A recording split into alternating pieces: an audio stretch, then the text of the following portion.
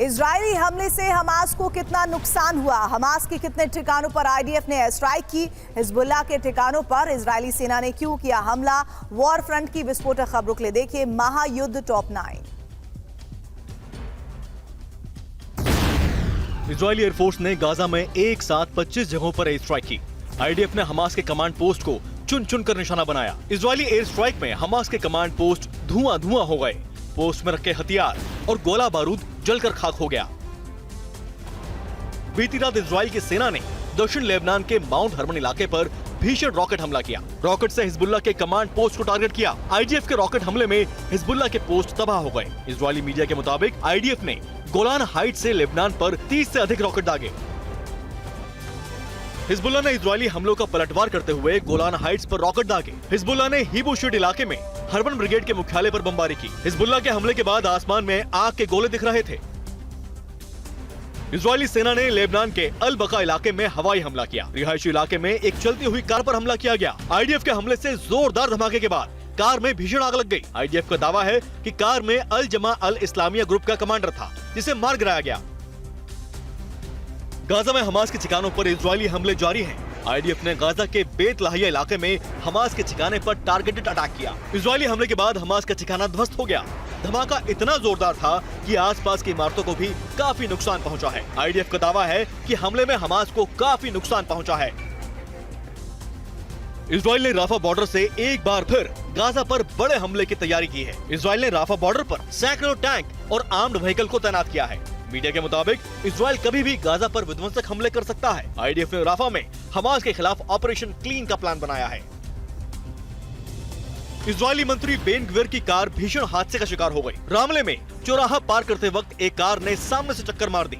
Accident के बाद Ben Gvir की कार पलटकर डिवाइडर पर चली गई। हादसे में बेन ग्विर बुरी तरह जख्मी हो गए। दुर्घटना के पीछे ईरानी साजिश की भी आशंका जताई जा रही है।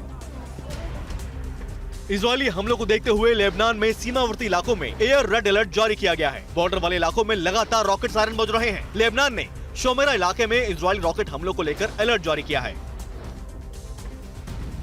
गाजा में भीषण युद्ध के बीच हमास के नेता इजराइल के साथ सीज फायर पर बात करना चाहते हैं। हमास के डिप्टी गाजा चीफ ने कहा, सीज फायर को लेकर जो इजराइल का प्रस्ताव आया है उस पर विचार करेंगे। कतर और मिस्र दोनों के बीच सीज फायर को लेकर मध्यस्थता कर रहे हैं।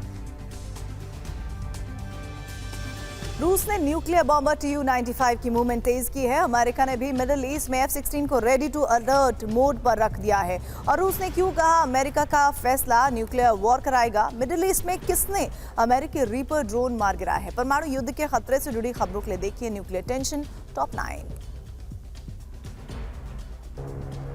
दुनिया में न्यूक्लियर टेंशन के बीच रूस और अमेरिका विध्वंसक युद्ध की तैयारी में जुटे हुए हैं। रूस ने अपनी न्यूक्लियर बॉम्बर Tu-95 की मूवमेंट तेज कर दी है। न्यूक्लियर बॉम्बर Tu-95 की मूवमेंट से नाटो खेमे में दहशत है। इस बीच अमेरिका ने भी मिडिल ईस्ट में F-16 की भी सीक्रेट तैनाती की। अमेरिका ने F-16 जेट को रेडी टू अटैक मोड पे रखा है।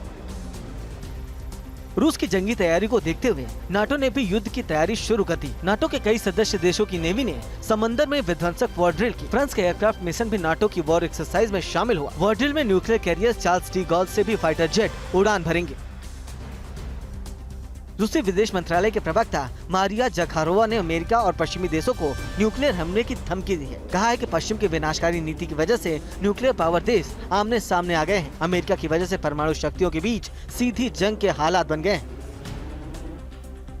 अमेरिकी लंबी दूरी की मिसाइल ATACMS को लेकर पेंटागन का बड़ा बयान सामने आया है। पेंटागन के मुताबिक बाइडेन प्रशासन ने यूक्रेन की लंबी दूरी की मिसाइलों के इस्तेमाल की मंजूरी दे दी है। यूक्रेन रूसी कब्जे वाले इलाकों में ATACMS मिसाइल से हमला करेगा। क्रीमिया पर भी लंबी दूरी की मिसाइल से हमला करेगा। हूती ने लाल सागर में मालवाहक जहाज पर हमला किया। हूती ने लाल सागर में British Andromeda star oil ship को निशाना बनाया। हूती ने ब्रिटिश शिप पर हमले के लिए बैलिस्टिक मिसाइल का इस्तेमाल किया। हमले में British Andromeda star oil ship को थोड़ा नुकसान हुआ है। यमन में हूती के खिलाफ ऑपरेशन में अमेरिका को बड़ा झटका लगा है। हूती का दावा है कि उसके लड़ाकों ने यमन के सदा इलाके में अमेरिकी MQ-9 रिपर ड्रोन को मार गिराया है। हूती ने पिछले 5 महीनों में 3 अमेरिकी MQ-9 रिपर ड्रोन को मार गिराने का दावा किया है।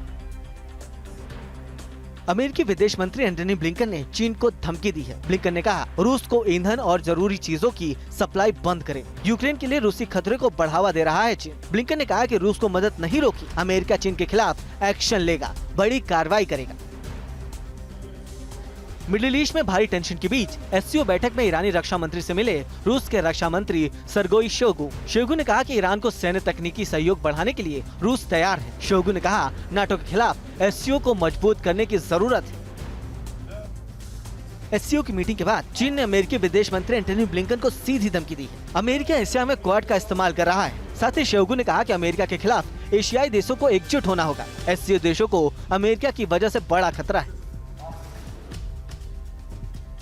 यूक्रेनी बैटलफील्ड में अमेरिकी अब्राम्स को रूसी सेना ने किया तबाह। सुखोई 25 से बारूदी बौछार में यूक्रेनी कमांड पोस्ट खाक हो गई है और अमेरिका के किस घातक हथियार की बढ़ी है यूक्रेन में शक्ति। और विध्वंसक जंग से जुड़ी हुई ताजा तरीन खबरों के लिए अब नजर डालिए रूस यूक्रेन टॉप 9 पर।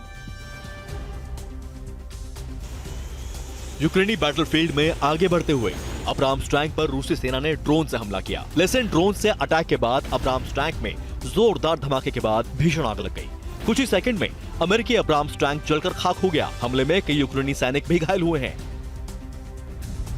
यूक्रेन के खेरसोन में रूसी एयरफोर्स ने जबरदस्त से स्ट्राइक की है। रूस ने सुखोई 25 से यूक्रेनी कमांड सेंटर पर बारूद की बारिश की। रूसी सेना ने सुखोई 25 से बैक टू बैक बमबारी की है। रूसी एयर स्ट्राइक के बाद कई यूक्रेनी पोस्ट तबाह हो गए। गोला बारूद भी नष्ट हो गया। बेलगोरोद पर यूक्रेनी ड्रोन हमले के बाद रूसी फोर्स का एक्शन। रूसी सेना ने बेलगोरोद से सटे यूक्रेनी इलाके में टैंक से भीषण हमला किया। रूस की स्टेट बॉर्डर कवरिंग फोर्स ने बॉर्डर पर बने यूक्रेनी पोस्ट पर टैंक से ताबड़तोड़ हमला किया। दावा है कि कई यूक्रेनी पोस्ट को तबाह कर दिया गया। यूक्रेन ने रूस में हमले तेज कर दिए हैं। यूक्रेन ने रूस के क्रास्नोडार क्राई इलाके में तेल रिफाइनरी पर ड्रोन से हमला किया। यूक्रेनी ड्रोन अटैक के बाद रूसी ऑयल रिफाइनरी डिपो में भीषण आग लग गई। आग की लपटें कई किलोमीटर दूर से ही दिखाई दे रही थी। अवदीपका में यूक्रेनी सेना M2A2 ब्रेडली फाइटिंग व्हीकल से अंधाधुंध शेलिंग कर रही है। वॉर जोन में आगे बढ़ते हुए रूसी सैनिकों को निशाना बनाया गया। यूक्रेनी सेना के आक्रामक तेवर के आगे रूसी सेना को अपने कदम पीछे हटाने पड़े। ब्रेडली के कमांडर के मुताबिक हमले में कई रूसी सैनिक घायल हो गए और पोस्ट छोड़कर पीछे हट गए। रूस ने grade multi launch rocket system से यूक्रेनी पोस्ट पर हमला किया। ये यूक्रेनी पोस्ट नीपर नदी के किनारे पर बना था। रूस ने टोही ड्रोन से लोकेशन ट्रैक करने के बाद यूक्रेनी पोस्ट पर हमला किया। रूसी हमले में यूक्रेनी ड्रोन कंट्रोल पोस्ट को नष्ट कर दिया गया। यूक्रेन के चासिव यार पर कब्जे की तैयारी में रूस। यूक्रेनी मीडिया का दावा, रूस ने चासिव यार पर कब्जे के लिए 20,000 से अधिक सैनिकों को मैदान में उतार दिया है। दावे के मुताबिक चासिव यार के काफी बड़े हिस्से पर रूस का कब्जा हो चुका है। चासिव यार डोनबास का इलाका है।